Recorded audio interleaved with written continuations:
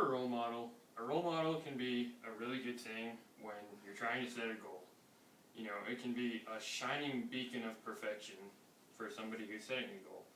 Obviously, it made sense that my role model would be, because, you know, my goal is to be an accomplished fighter pilot, that my role model was the man originally responsible for the creation of the Air Force. This was General Billy Mitchell. Billy Mitchell grew up as a young, very ambitious man. As the son of a controversial Wisconsin senator, he associated himself with a lot of controversy, as did many people in the past in his family. He carried this sense of controversy and going against what everybody else thought into the Army after he graduated from college. According to the Army, he enlisted as a private in 1917. After serving in the Army for a while, Mitchell decided to join the Signal Corps. Around the same time that the United States entered World War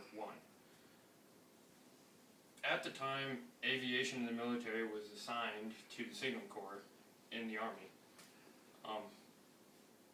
Mitchell's purpose in the Signal Corps was to prepare in France for the arrival of American aviation units into the war, because the United States had just entered World War I. He learned a lot about aviation, and he gained a great appreciation for it because he was learning from French and British leaders of aviation, how aviation units functioned in the war at the time, and his appreciation led him to create theories of his own of aviation.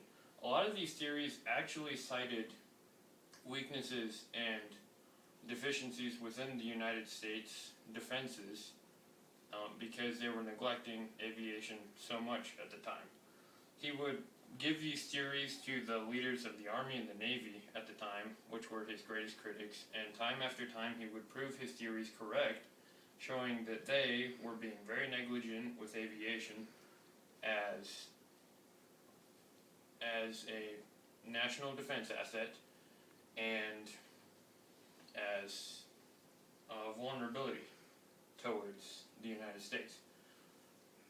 He even predicted an attack from Japan on Pearl Harbor, and he proved that to be very technically right at all times, that this was a great vulnerability to the United States. But time and time again, the Army and the Navy would just push him away. Finally, Mitchell was forced to resign from the Army, otherwise he would have to go through a court-martial that was unresponsibly given to him because they just thought he was really annoying, and he was trying to prove things that showed that the Army and the Navy were being negligent towards the defense of the country. Finally, Mitchell died in 1939, a sad and broken man. 15 years after he predicted an attack actually did happen at the Naval and Army facilities at Pearl Harbor. Mitchell originally predicted that Japan would strike while Japan and the United States were still going through peace talks, and that the war that followed the attack on Pearl Harbor would be mainly against aircraft and submarines. Mitchell was actually dead on right about everything that happened. So, thus, for his neglected efforts to warn the country of an impending attack from Japan, in 1946, Mitchell was awarded posthumously, which means after death, the Congressional Medal of Honor for his efforts to warn the country of an impending attack. After being raised like his relatives to associate himself with controversy and going against what everybody else around him believed in, Mitchell actually went on to make the greatest contribution to the United States from his family. He's not only known as one of the fathers of the Air Force, but also as one of the most controversial figures in American military history.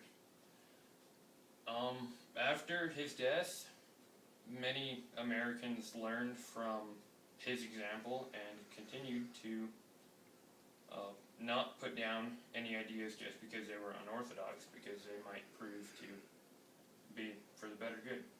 After Mitchell believed that his ideas and theories and efforts to save the country went unnoticed and unappreciated after he left, he actually left a great mark on the country and a great impact. This is a picture of Billy Mitchell, and of course in this picture you don't see that he has a Congressional Medal of Honor because it was awarded to him after death. However, you see many other medals on him because he served with much valor and great leadership before he died, and before he was driven away from the military from his critics. Alright, that's my speech. Thank you.